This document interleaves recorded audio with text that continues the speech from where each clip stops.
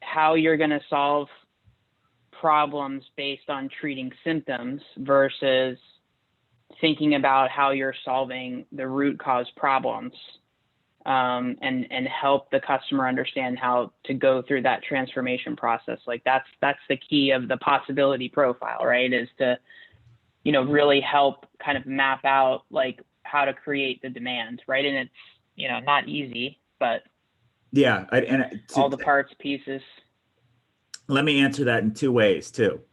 So one is, how do we zoom in on the details to make it operational is one path. The other thing is, how do we zoom on the details to make the aha go off, for people like Kevin, which I Right. think he's already there instinctively.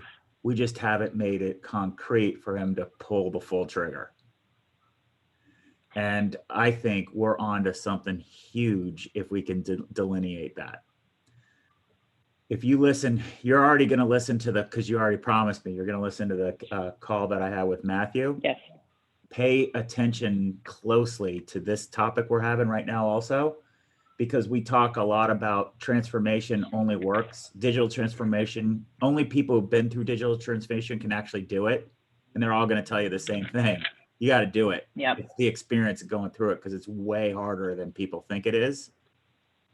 Because half of the battle is just imagining what technology can do. It's hard to think about it when people don't give any time to do it. And if we don't allow people to think about that, then they're only going to slot it the way they know it, which is not really valuable today. It's just exactly stuff.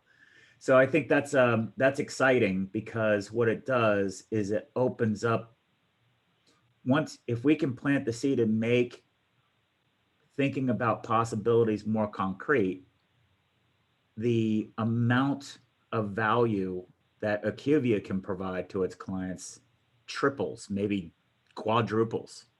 It's not, we should be thinking about $300 million. We should be thinking about getting billion-dollar accounts. IBM has billion-dollar accounts. Well, that's what Byrne was talking about, right? This morning. Exactly that's why I was I get excited talking about him. I think we need to keep challenging ourselves to create a framework to connect the dots with him, because he's saying, well, we're still, and the other thing that was great about the call that we had with Matt, Matt's on a lot of these calls, with Mark and Dave and Scott this morning. Another thing that was great about it was I am free. I can say OCE and think about anything that we can sell, right? Whereas they're sort of stuck with what they think the products are, and I think we've got inconsistencies of what a lot of people think the products are, like. No, absolutely. Well, and it's also the confusion that cuts across molecule to market. Yes. Hi, Alexis. How are you? I couldn't get off my last. That's okay. It's okay. No problem. We know you'd rather be on this one. That's right. Sorry I missed the last call. I heard it went really well. I was caught up in birthday. Happy belated birthday. I will thank you. I appreciate that. For the first time in my career, I have taken my birthday off when it's fallen during the week. And it was amazing. It was glorious. I always take my birthday off. I've already blocked it for next year. Yes. When's your birthday? That's amazing. It's February 4th. One year, the sales meeting fell on my birthday. I was very salty. Oh, that's messed up. They should have known it was your birthday. What the hell? They should have moved the meeting. Well, you don't drink boatloads of tequila on your birthday? Because that's what sales meetings are. Just a tequila delivery system. I was like, this is the last place I want to be. But anyway, that was only once. It happens to a number of people, like Jason Schaefer and Nick Altiero. We all have Bill McClellan, we all have sales meeting week birthdays. So, That's interesting. anywho, Nice. So mental note, then we're going to get Alexis a giant PowerPoint presentation that goes into a minutia detail about products for her birthday so that she can relive that experience. That works sounds too. great. Yeah, right. That sounds like it's going to sell a whole lot of products. Yeah, exactly. Oh, goodness. All right. So Happy Friday. yeah, good news. All right. So thanks. I've been looking forward to this call all week, Alexis. Oh, wow. Must be a slow week. No, it's definitely not. Jen and I were just talking beforehand. This challenge of selling what's possible is fun, and it's a big challenge because it's not just an IQVIA problem. Every company has it. They can't get out of their own way to make tons of money for their customers. They just can't do it because they're so laser focused on the individual thing to sell, not all the value that we can provide. I know. I just had a meeting like that this afternoon. So I was mentioning to Jen, like why the call went so well is, number one is don't take the word, I don't have a better word for interrupting. So don't take it as, but we'll call it engaging, hyper engaging. Like, hey, what about this? And you're very curious. And we're trying to say, how do we make it okay for people to be curious? You have to be curious if you're going to be able to bring possibilities to life. We're valuable if we bring possibilities to Merck. We're not valuable if we just show up with yet another thing. We're just not valuable. And so how do we help people see that? So Jen and I were talking about how we make it more tangible. And I was telling Jen that I'm excited because I redid our approach. So we'll see how it goes based on how you interacted. And it's much more of a whiteboard approach. So hopefully we can spend some time at the end to critique how I can make it better, because I've never done an approach this way before. But I said, fuck it, pardon my French, but I said, fuck it. Alexis is going to want to engage and not have me go through a bunch of stuff, or worse, go through a form of details. She's going to want to engage because she wants to shape it. So why don't I embrace that and make that part of the approach? So we'll see how it goes. And that's why I'm excited, but also obviously a little nervous because, don't be. But you're a client. Remember to be Right. empathetic. How would you be if you were trying something different with Merck, right? I've been winging it a lot lately. So basically, it's maybe planning is too heavy a word, but a whiteboard for commercial productivity. So to frame it out, I wanted to reinforce. You paused on this and said, "Hey, everybody on the account team should know this." I want to reconfirm that for Jen, because what we're trying to do is sort out what we need to do to make available for everybody, back to the conversation that we had about creating criteria for people to support you, on an account team versus people showing up and providing the answer. So this is what we're going to play with this and work from it. What we're trying to do is zoom in. Hopefully you can see that I try to use the same logo here and zoom in of what is a commercial system.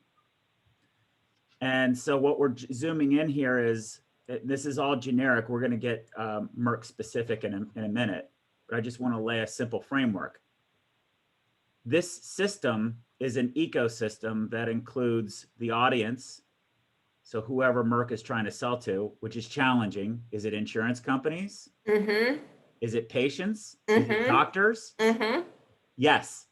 IDNs, yes. Pharmacies, right. Yes. Right. So we have to lean in and show our client that we appreciate and understand their complexity.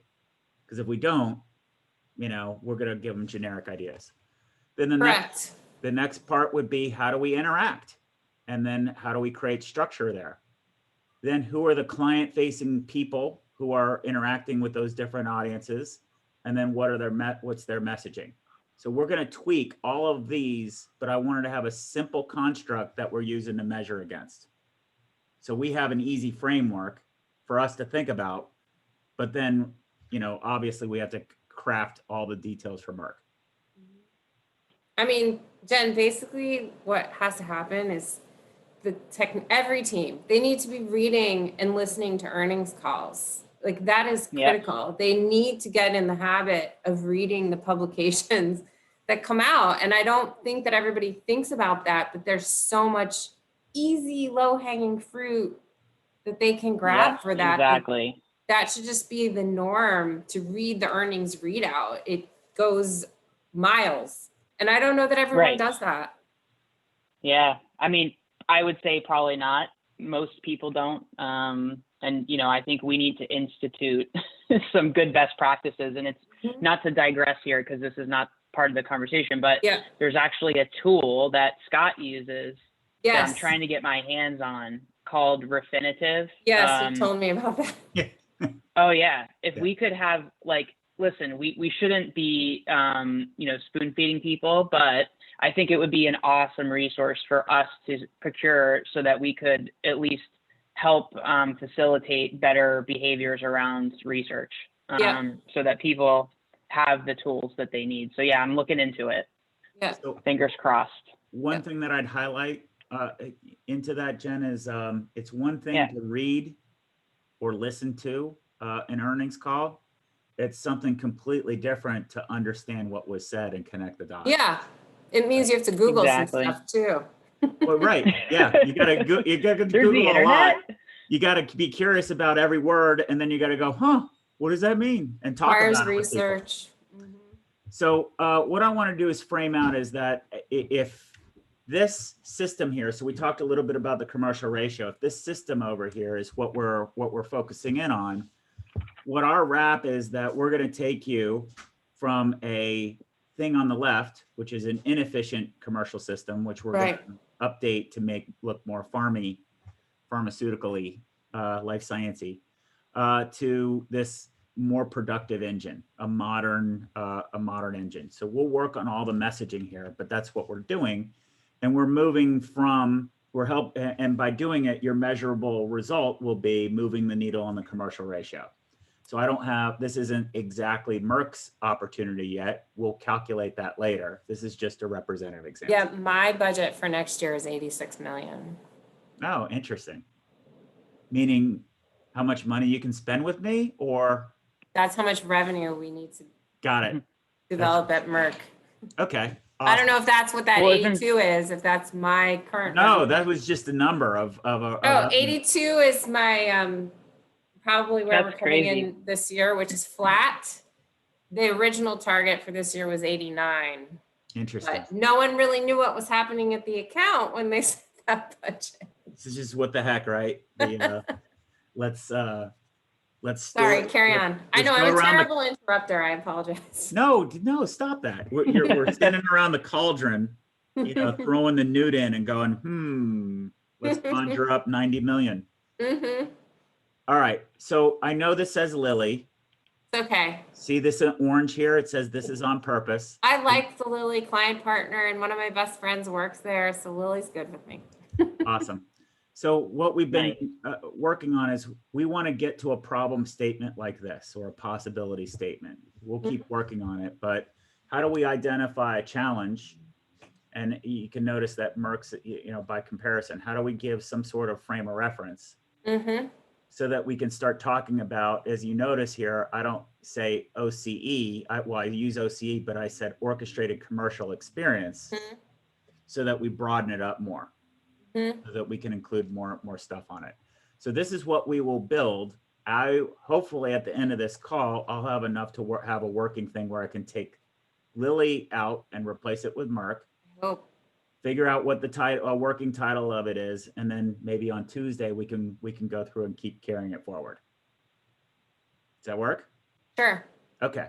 So here's some things that we know. We don't need to really go into too much detail on this, except that I always like to get a viewpoint of what investors think of Merck. This is from Morningstar. And so we talked about Keytruda, right? Obviously, that's oncology, so they're killing it there. I agree with the Bears. Blah, blah, blah. Right, exactly. So these are all challenges that we have opportunities for. So how do we put this in the back of our mind? I'll send you these slides, by the way. The other thing I would add is the 2028 LOE date for Keytruda. Like, I know that's still a ways out, but that's a huge, they're hitching their entire wagon to Keytruda. Yeah. So therefore, it's a cash cow now, but they should probably be paying attention to the risk. Oh, they are. Yeah. Good. But this is, yeah, I agree with all of this. So then now we've got their financials, and what I did is I calculated, and I thought what would be interesting is let's look at their trend. So let me just highlight the numbers here. So the numbers represent the top is revenue, of course. The growth is just the period before. So Yeah. TTM, trailing 12 months. They only report as total SG&A. So I back out 15% for G&A to estimate sales and marketing costs. Yeah. We'll have to do more of a detailed analysis exactly what it is. And this is how I calculate. So remember, the commercial ratio is this number here, whoops, divided by this number. So trailing 12 months, their commercial ratio is 6% or 0.06, which is super, super, super, super bad. They could save money in a lot of places. Massive, massive, many, many, many, many, many places. Right. That's why they got rid of 10,000 FTEs to Organon. Yeah, this is super, super inefficient. Wow. However, in 2019, look at the trends of their commercial ratio. The trend, All over the map. well, look, it's been consistent here, Jesus. identical 3.7, but then something happened. So I think So Januvia or something, and then I think that's where Keytruda launched. So what sales and marketing investment did they make for Keytruda there? or maybe it's not just that. Like, what we need to do is we need to get curious to figure out, because they did something between here and here. To go from 0.37 to 0.25, then to 0.5. So this is a great trajectory here. This is confronting. You can't do this without confronting your cost structure somehow. They got cash. Something happened. So we got to figure out what happened in 2017. Acquisition companies? Well, that's probably maybe that's gonna happen. Who knows? I'm just saying, if you look at this, But what would drive this crazy ratio? Extra spend. Well, I'll tell you, here's what would drive it in many things. So let's start down here, right? What I'm looking at is, because the trailing 12 months, this is all COVID related. Yeah. Right? Yeah. So in the COVID world, there's a lot of variables that could be happening here. So for example, other businesses may have figured out how to deal with client visits and all that stuff differently or more modern digitally than Merck has.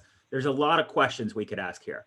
What I'm interested in is, in a steady state environment, 2016, 17, 18, 19, look at this trend. Consistently better. So to me, this is indicative of a strategic plan. We need to go figure out what that is. So 3.7 is better. No, it's worse. Oh, worse than 25. Okay. The higher so I shouldn't have done it as percentage. I should have just done it as a ratio. This is, they're getting progressively better. Yeah, and then plummeted. Yeah, and then they hit here. So it could be that the revenue has fallen off because many of their drugs are related. It could be related to COVID. It could be they're spending way more. Who knows? I don't know that yet. What I know is this is a very interesting. In most cases, the ratio is plus or minus 25%. To see this kind of spike means they did something proactively to confront SG&A costs. Like a CSO? Down. Well, that's the thing, right? When did Frank get hired? When was his role? That's definitely Frank time. Yeah, so we can plot that out. Well, no, Ken Frazier time too. I don't know if it's Frank, but anyway. The point is, Alexis, these are things that for us as Team Alexis. It'd be really interesting to figure out. Got it. Bingo. Because think about the insights we're going to be able to bring to there. If we Yeah. say, here's Matters. over a period of time. I know. I always am in problem solving mode. Continue and cut me off. What's that? I said I'm in perpetual problem solving mode these days. So just cut me off and carry on. That's amazing. Oh my God. Guys, I'm on the phone right now. Yes, please bring the boxes. That's what today I is. don't have children, but I do have a Neither do I. cat that constantly interrupts me. I have a dog. Yeah, they're the same thing, Yeah. Jen. No, they can be. They can be.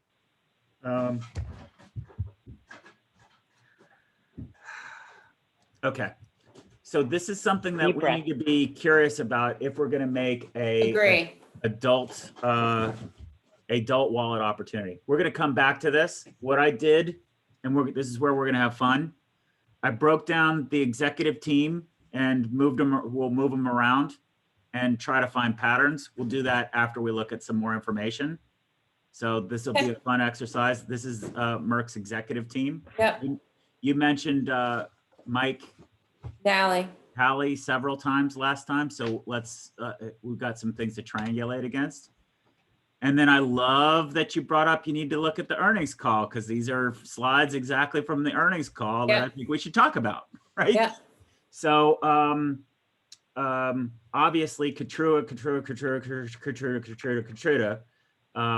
oncology. Correct. That's a driving force. So this was good, I guess, when so then they talk about overall improvement. I don't have any real insights on this yet. I'm just trying to say these are So I can say for oncology, Keytruda did well because they changed their dosing regimen with COVID, and then Lynparza and Lenvima are orals, so you can get it in retail pharmacies. So Keytruda was not killed by COVID. That's the story. Got it. So what does that mean, dosing regimen? Meaning patients, instead of going every 3 weeks, could go like every 6 weeks for their Keytruda infusion, which means less time at the doctor, less fear of leaving the house and being exposed to COVID. Got it. So they just get a double dose every 2 weeks or something? I don't know the volume, but yes. So it's, but it was good news because then patients were getting treatment and not falling off treatment. And so Keytruda stayed above water. But then if you look at Gardasil and hospital. So that's, so then I love that you brought up hospital, because what's interesting is we know that Novartis has built a sales team to work across their therapeutic areas to drive more activity at hospitals. Mm-hmm. I wonder if there's a sales team that exists like that for Merck. And Merck's if so, doing something with their hospital sales teams right now. So yes, something. Great. So that's going to be a mire of massive inefficiency, because they're not going to know how to do it, because Novartis has no idea how they're doing it either. Which is great opportunity for us. Question for you. When I first started looking at Merck, I had a question. There's a decent amount of revenue for animal health. Do we sell anything that's related to animal health? So we don't have data for animal health, but there's no reason why so I don't know enough about the animal health space at this time, but let's just say for argument's sake, there's no reason they don't need technology like a data warehouse or a CRM or whatever for this space. Gotcha. So good. So I'll flag this as keep paying attention to it. And there could be things that nobody's thought about selling in at IQVIA to animal health. Perfect. Okay. Then in terms of global traction, what does this mean to us? Well, we are very well aligned to Merck globally to support them. That's for sure. Okay, check. What about what do you know about how Merck is organized globally? So you guys are organized like are- other large companies globally, which is We are not aligned the same way.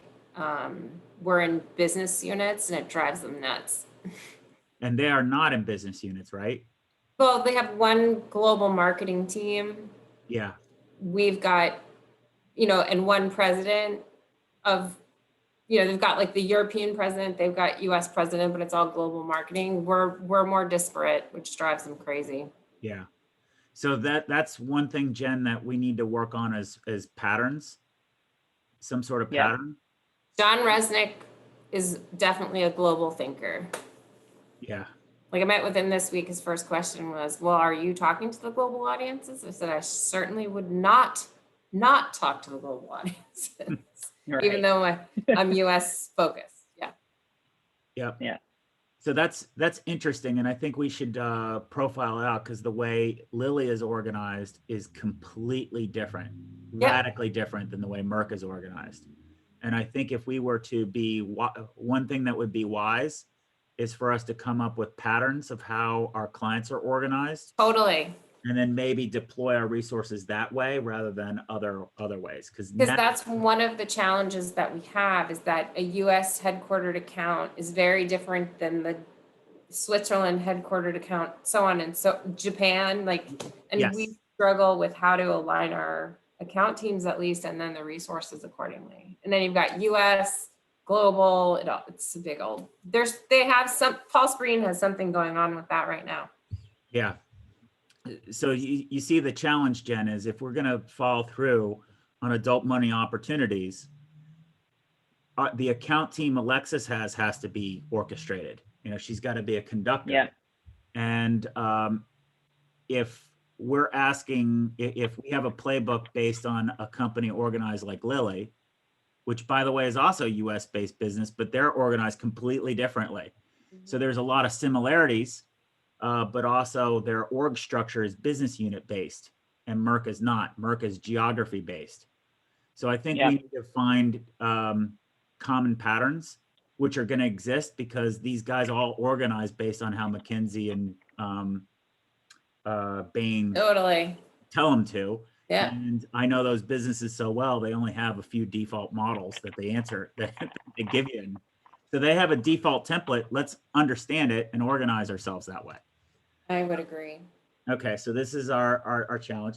So one thing that I thought was interesting here was look at their guidance. So going back to that ratio, a huge drop off, but their prior guidance at the beginning of this year was between this, and they're upping it.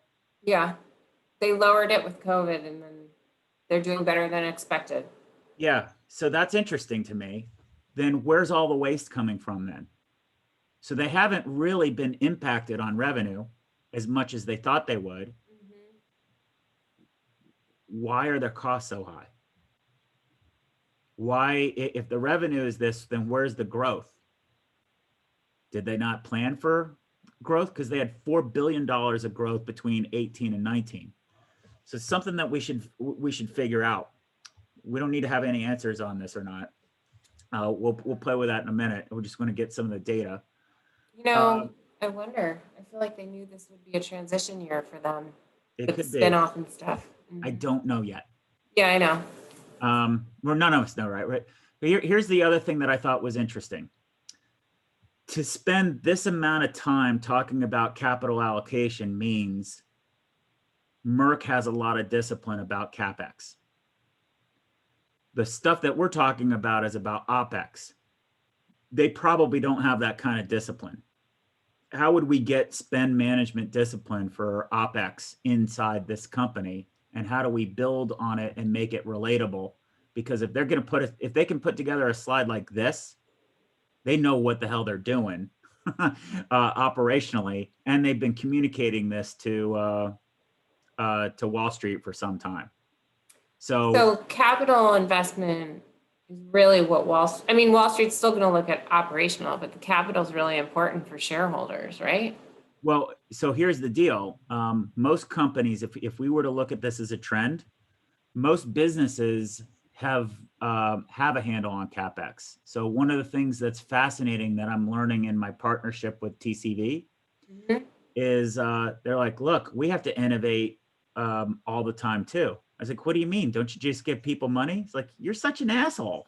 Like, you don't know shit about us. It's like, right. Wow. But basically what they do is, so private equity just started out with, hey, I got money and you don't. Then there were a lot of people who had money. So then they started adding other value-added services. The first value-added service is we'll give you insights on how to do the finance side. Then the second thing so then everybody started doing that. Then the next thing that they did is, hey, we're going to help you learn how to manufacture better. Then the next thing is we're going to help introduce CapEx improvement. Now the big trend is OpEx, and specifically sales and marketing.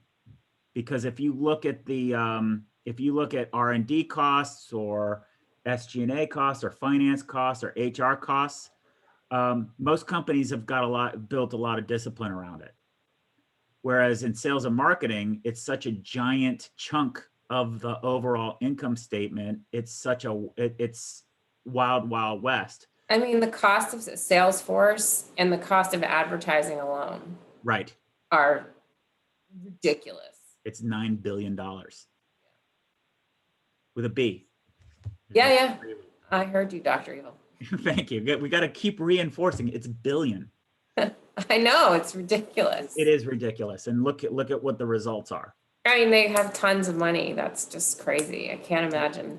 They have tons of money that they are spending in organizational silos and massive inefficiency. So Yeah. the good news is they're spending the money. The bad news is they don't have a throat to choke for that money. Could do better. And if we can help show how to do better, we can unleash a lot of that money.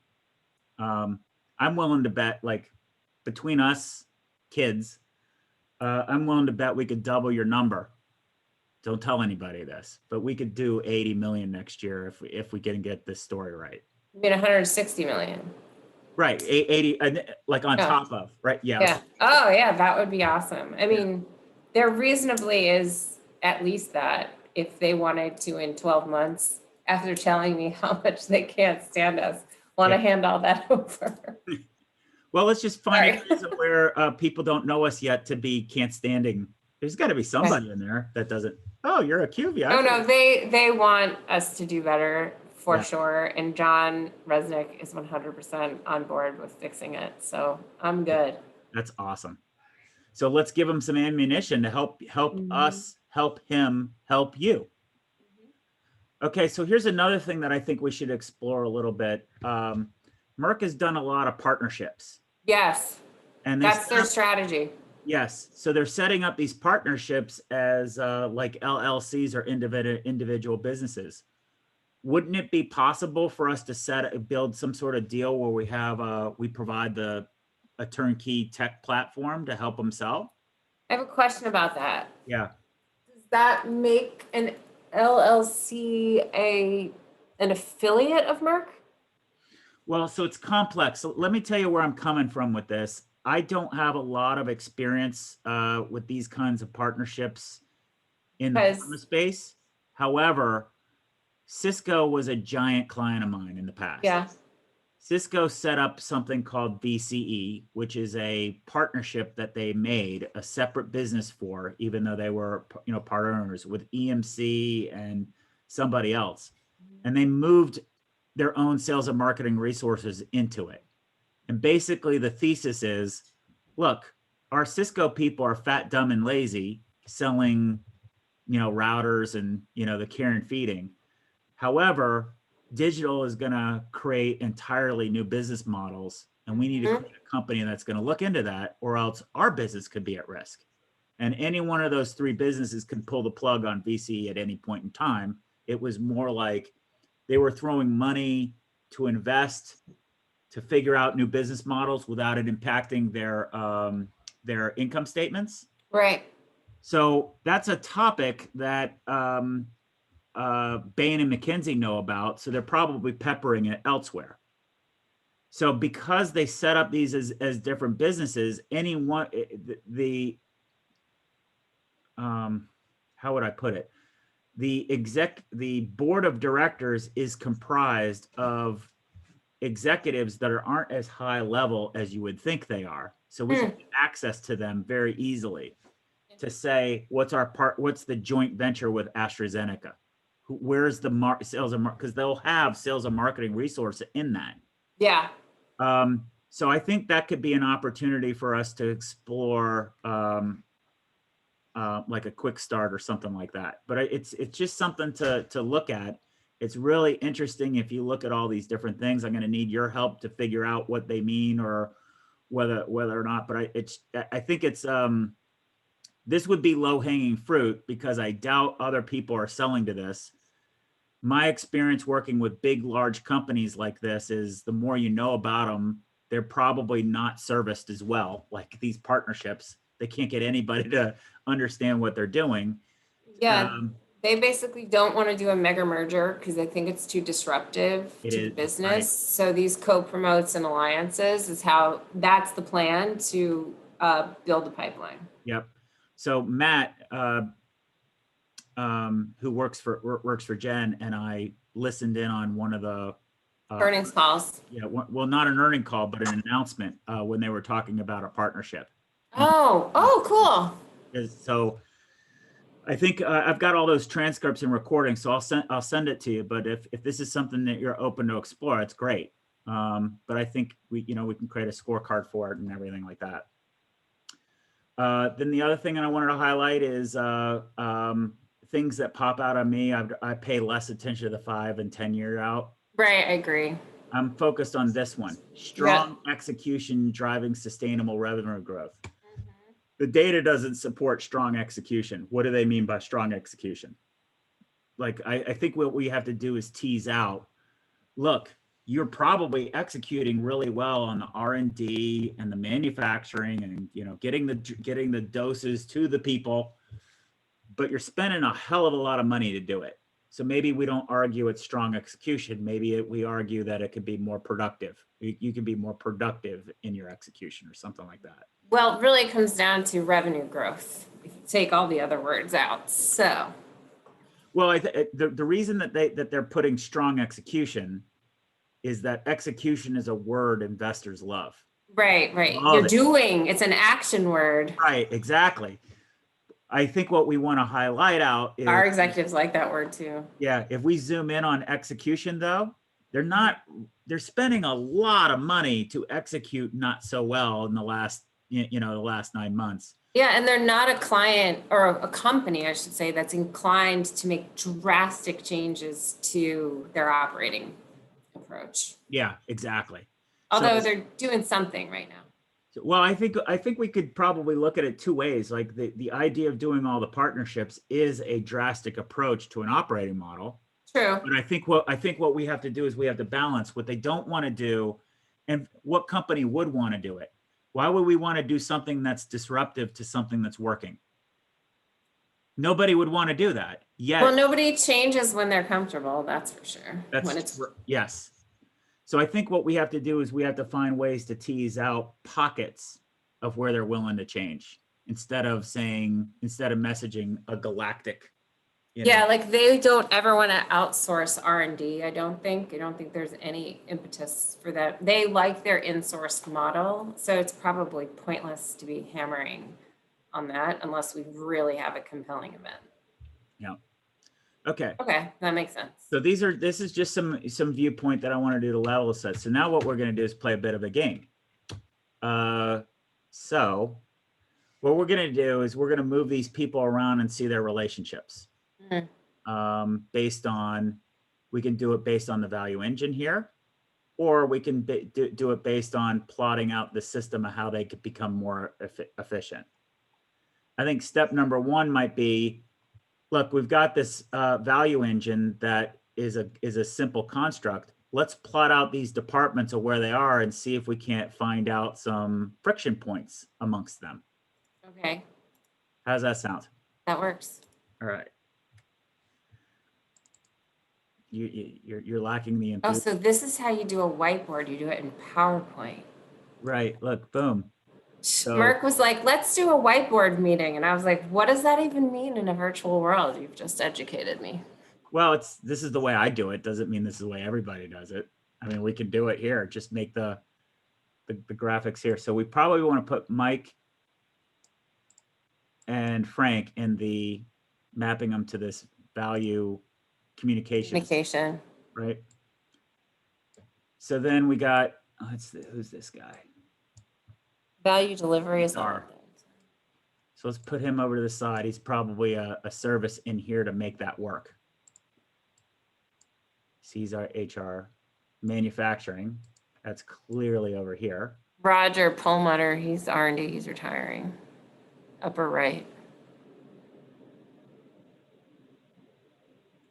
Over here? He's R&D. Yeah, he would be delivery, wouldn't he? I think he's between And value creation. and delivery, wouldn't you say? Is this cog? Yeah. All right. Where would we put?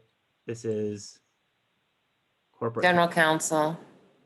This is up here. Shared services. This is patient, the chief patient officer on the far right. Wait, hold on. I got mine. In the red suit on the far right. My right. I don't know. Gotcha. This one? Yeah, she's chief patient officer. She might be communication. I don't know. So let's we'll just put her over here as question mark, but map to that. We got the CIO. He goes over here as a core shared service. Mm-hmm. And then this is CEO. He cares about everything. Yeah. Throat to choke. And now we got this guy he's animal. So he's a little bit of an anomaly. Why do we have him as a business unit and no one else as a business unit? That's interesting. And then we've got this guy over here is the CFO. He's up here. So these guys probably fit here. That's guy's R&D, fit there. All right, so look how clean Merck is organized. Lilly is not organized this cleanly. Oh, really? Mm-mm. They've got a lot of people. Well, they have, what they have is they don't have anybody that's maps directly here. Zero. Oh. What they have are a lot of like, I'm the president of oncology. I'm the president of dermatology. I'm the president of so-and-so. And then they have theater heads, theater presidents, but they don't have anybody directly related here. Interesting. So this is helpful. I think what we can do is say these guys provide core services. Yep. The value engine over here, and we're probably going to need to be informed of them. So this is pretty enlightening. So let's zoom in. So we don't know what she does, but let's click in on these guys here. I cut and paste that. So this is what whiteboarding is. I'm literally had no plan of how we're going to do this. All right. So we're bringing these guys forward. And so we got a therapeutic area here. So if we want to bring, sorry, Jen, it's my default. She hates that I use the orange here. It's because it's the Viva color. I absolutely hate it. I think it makes me so angry. Why are you taunting Jen? I'm competitive.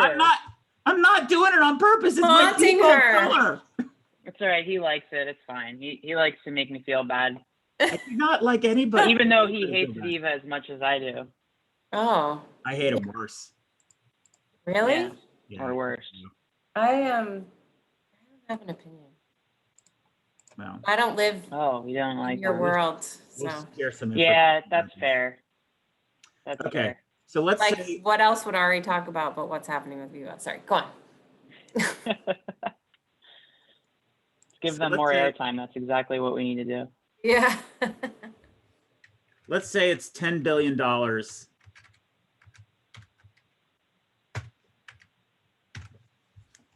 Merck makes out of oncology. So what they have to do is, in order to move that commercial system, this is a default template that we have to tweak to make more precise. Let me zoom this in so you can see what I'm looking at before we map this out.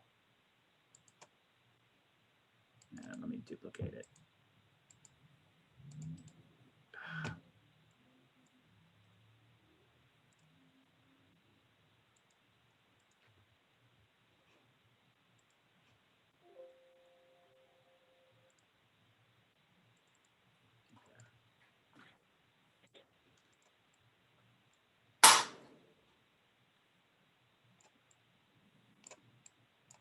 what this is a reference model.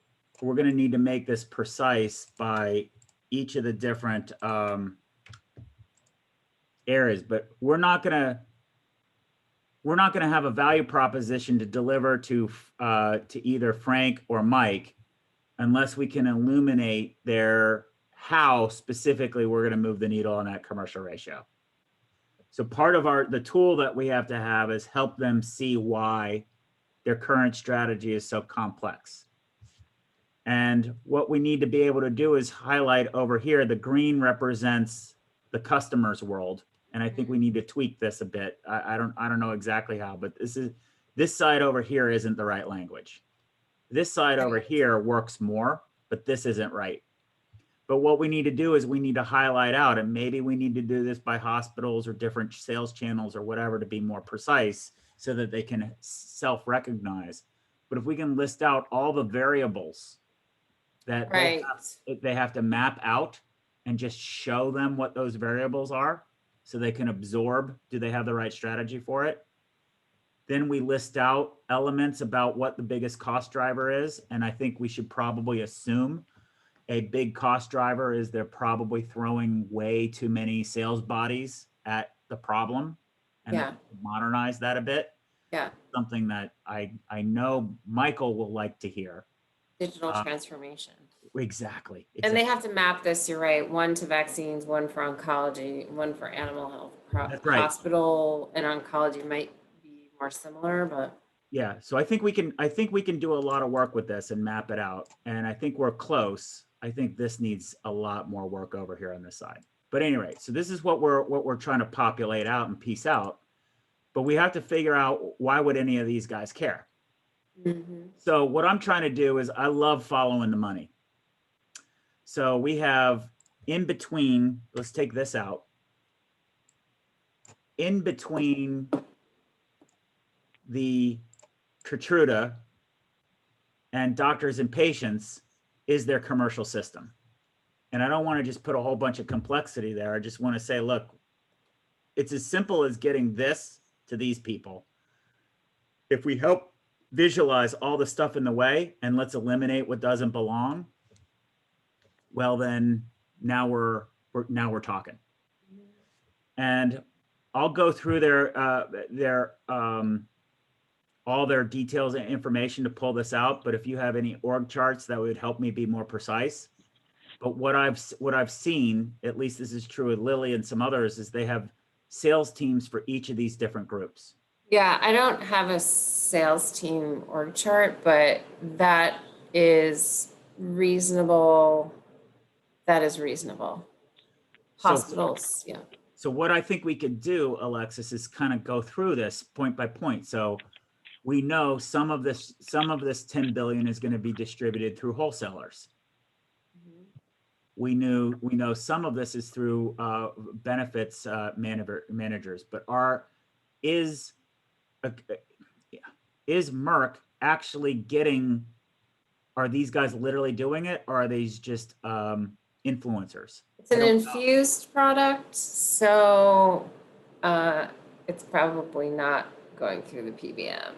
But yeah, but Lenvima and Lynparza would go through the PBM. So yeah, so I think that's what we would need to tease out as the point. And do we need to tease it out by drug? But the point is, the more we can have, the more we can say, click on and say, hey, let's look at hospitals.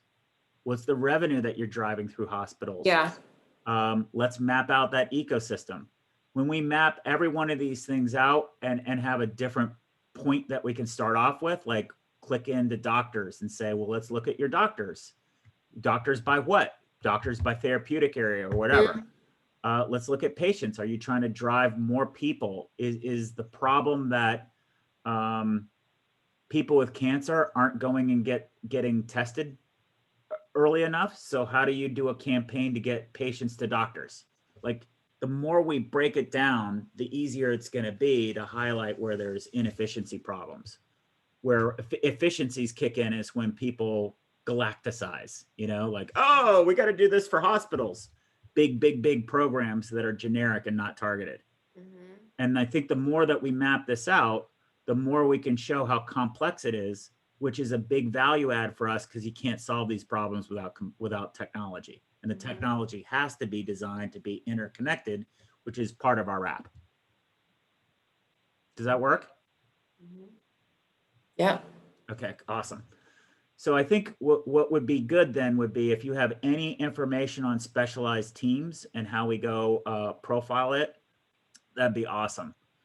The other thing is you mentioned Mike a few times. I'd be curious about if we're going to deliver the story, are both of these guys going to have to be in the room? Does Mike report to Frank? Who reports to who? What is their relationship? Let's talk about these two. You know, what do you know about them? They report to Fraser. And then what Clyburn has is, I think, Riyadh, who is the president of the US, basically US sales and marketing, reports to Clyburn. Mike Nally has global marketing and global functions under him, but I have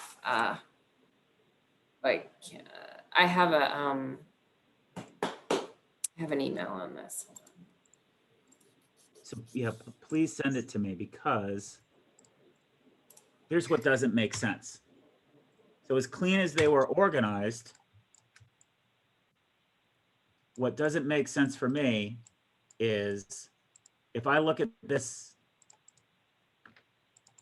value engine, I'd assume looking at this, let me duplicate it so I don't. That Nally would report to. Yes, because his title is Chief Commercial Officer. Why not call him Chief Sales Officer if you're going to treat these guys as silos? And this little nuance makes a big difference. So if these guys are peers, then our path, this guy, we're going to need this guy to be a referee between the two.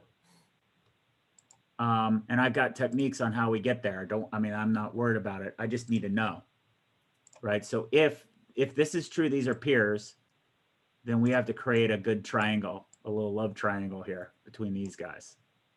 Wait, let me see. Unless I'm totally wrong. Hold on. Yeah, I have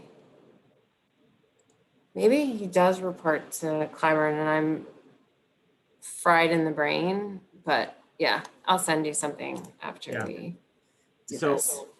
What I'm highlighting is we got to get as curious about this as what happened in 2017 for here.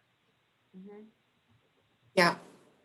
I'd love to know more about what Frank's remit is and how it's different than or similar than what Mark does. I also think it's important for us to show them differences. So we need to do the work ourselves anyway for profiling. I think if we could come up with 3 or 4 representative companies about how they're organized around the value engine too, will be interesting to them, but also create some space about how they need to problem solve. Does that work? Does that make sense, or does that work with you? I mean, probably, this is relevant or not, we probably have to start with Riyadh, who's their president. We're not even in the C-suite at Merck. Gotcha. Okay. So, one of the things we have to target global account director is to get to that level. And I think part of it is because of the relationship we have. So, and I'm sure with the $300 million they spend with IQVIA, those executives would like to be talking to us. Yeah. Okay. Yeah, I have org stuff. I gotta see what I have. So. Okay. So we're about time. Let me tell you what we're gonna do next. And here's what I got out of this call. What I got out of the call is I like having things that are repeatable up here that work and that we tweak and tailor to make specific. So the things up here at the beginning seem to work. That's the McKinsey way. We are on the right track. Yeah, exactly right. You are right. I'm a ex-consultant who used to be a salesperson. I'm trying to get back to being a salesperson because I like being a salesperson better. So It never really goes away, does it? no, I'm trying to reform. I've sold 2 of the neon vests I used to run in the dark to people in the last 3 weeks, and I don't even represent that product. Yep, just can't help it. So, and I also think too is like rehearsing how we create this possibility statement. So this is something Jen and I are working on how to make this more concrete. If we make this standardized, we can get a lot of help around it. To our point we were talking about earlier, we have to really highlight out. We have to make the idea of productivity tangible, just like execution means a lot of things to a lot of people, but it's clearly not something that's ubiquitously understood. We have to make this concrete. Because the value productivity is realized through orchestration, and right now orchestration is just this word. Like it might as well be collaboration. It's just meaningless. We made it up. We decided it would be called orchestration, and we use it a lot internally. Well, it's actually a thing. I know. Cute too, right? So, but I think you're right. But the story doesn't hold up for us and clients, unfortunately. Not yet. And Yeah. It's actually a term I like a lot also, but making it tangible and concrete for my clients also is challenging. So I think we have to challenge ourselves to make the word productivity and orchestrated connected, and also both have to be tangible. Yeah, I think if we do that, we're going to win big time. If we don't, we're just fluffy bullshit. Yeah. Get out of my office. And it's that cut and dry. We either do it or we don't. Other things that work. Exactly. I like having bulls and bears in an outside perspective. I thought this was really great in talking through it. I had, I need to redo the ratio, not by percentage. That was my bad. So it gives a different indication here. What I want to do is, I think it's very interesting. If you look at a 5-year trend, we need to be all hands united here to figure out what happened in 2017. I mean, it comes down to either where did they dump a ton of money in, or where were they super inefficient at that time, right? Yeah, well, we could figure out dumping money easy, right? Because look at the trends here. Yeah. So what's happened is growth happened. It looks like growth happened and they didn't fill in expenses associated with it. And then they maybe said, well, let's double down on it. And then but they didn't grow it. So this is interesting. Flat, yeah. Or down actually. Yeah, it went down, not that much, but they went from 10.1 to, so they grew. I mean, I guess it's relatively flat, kind of, sort of. Yeah, so the point is, if you look at it, the SG&A cost, there doesn't seem to be a correlation between growth. No, they basically spend $10 billion a year. Right, in SG&A. And that's been consistent for 5 years in a row. Yeah. That's, we have to figure out what's the composition of that spend, and can we illuminate for them so that they will feel comfortable rethinking how they're spending it. Okay. And then we will what I think we'll also do is come up with a spend analysis. And I don't know if I mentioned to you or not, I have a partner. Her name, she's a different company. Her company's Measurement Mojo. Her name's from Novartis. The person. Yeah, that's right. That's right. So we had a call with Ipsen too, and they challenged us with, can you compare this commercial ratio just within pharma companies? And I said, also, you should look at it with different industries, because their expectation is that the commercial ratio is way higher in other industries. Only our industry is broken. I'm like, nah, no, this is a bigger trend. We're in a digital economy and you have an analog business strategy. Like telecommunication and stuff. All of them suck. No one's good because of this trend. Everybody is organized by silos and not in an ecosystem. And I think that's really important that we call out that, because we need a position that doesn't make Frank or Mark at odds with each other, that they need to be aligned so they don't look like jerks to this guy, Frazier. This is simple, right? So we have to have a story, a hypothesis of what this problem is and the opportunity for improvement.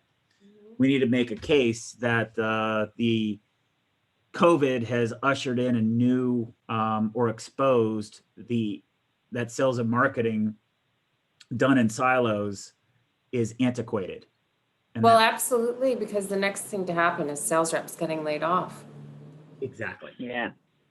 So- I mean, that's just like, I'm surprised. Like ASI told me because I was on ASI at the beginning of the year, like they could be in a different state with their sales force by the end of this year, going into next year, based on what happened with COVID. Yeah. So what we have to do is we have to learn what the pushback is going to be, because the pushback is a belief structure. It's not logic. No, it's because if they believe in a traditional sales force, Exactly. but they're being forced, yeah, and they are slow and steady wins the race, Merck. Yeah. So what we have to do is we have to help them see it. Then we have to give them a path on what a pilot would look like. We have to show them what it'll look like and nurture it along the way. Right. So what we want to do is deploy our CSO with OCE and our digital, like our technology, to show how much more efficient we would be than what their model is today. That's the play. Exactly. So I think what we need to do is, and it can be a rapid action field force that we deploy like whenever it's necessary, not just sitting there.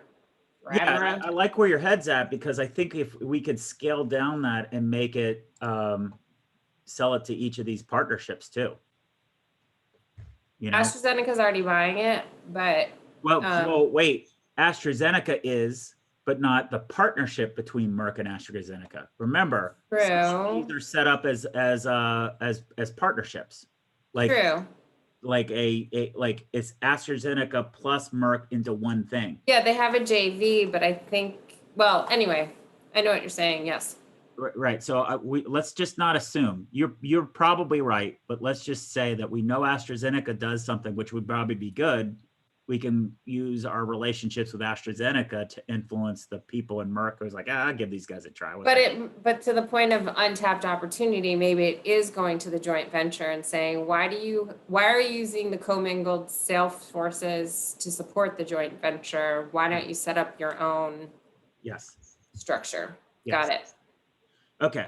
So those are the things that I took from this. What about this approach? What worked for you? What could I do better next time? I liked the Lilly statement.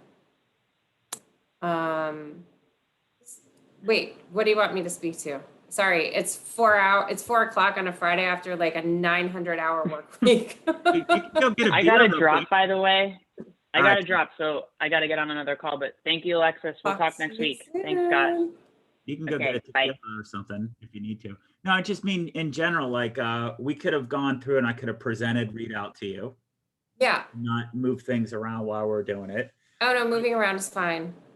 Yeah, no, I like the framework because it hits on a way of addressing the client that we don't take. Yeah. It brings into question the skill sets that we have too, but that's not my problem. Well, it is going to be your problem, right? Well, it already is my problem, but I just mean like I don't get to make the hiring and firing decisions. Well, I think what we need to do though is I get to go to John Resnick and say this is what I need. Yeah.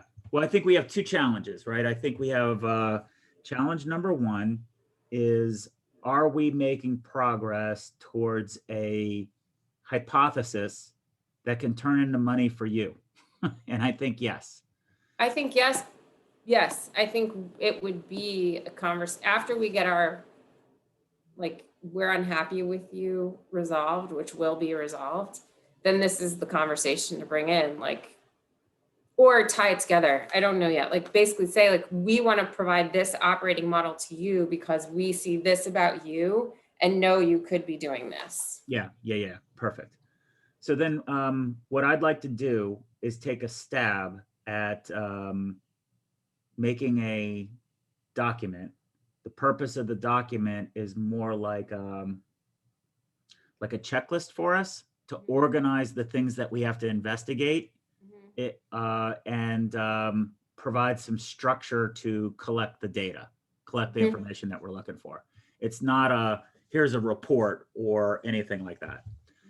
And I'd like to take a stab at that. And if we could keep this going on Tuesday, that would be great, because I like the momentum. And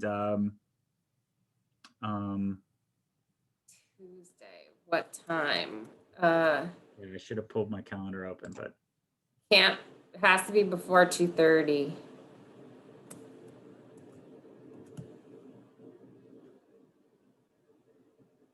okay. How about 1 o'clock? That's fine. All right, I'll send you an invite. We have a town hall and our chief medical officer, Jeffrey Spader, is speaking, and I can't miss it because he's heroic. Awesome. Cool. Great.